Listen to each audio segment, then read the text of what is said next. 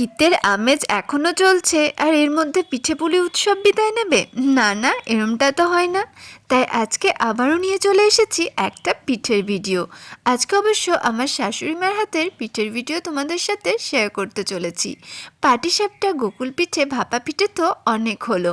আজকে আমরা খাবো আশকে পিঠে বা সরু চুগলি। কারণ এইসব পিঠের থেকে আমাদের কাছে আশকে পিঠেটা অনেকটা ভালো লাগে।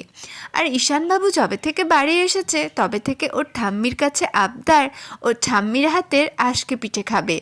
তো আশকে পিঠে করাটাও অনেকটা সোজা। চাল গুঁড়োর মধ্যে একটুখানি বিউলির ডাল বাটা, তার সাথে আদা বাটা আর বেশি করে কাঁচা লঙ্কা বাটা। তো বেশ ঝাল ঝাল পিঠেটা হয়ে থাকে। তো দেখো ব্যাটারটা করে মা একে একে চাটুর মধ্যে পিঠেটা করে নিচ্ছে। পিঠেটা খেতেও কিন্তু দুর্দান্ত হয়েছিল বন্ধুরা। এই পিঠেটা আমাদের সব থেকে পছন্দের।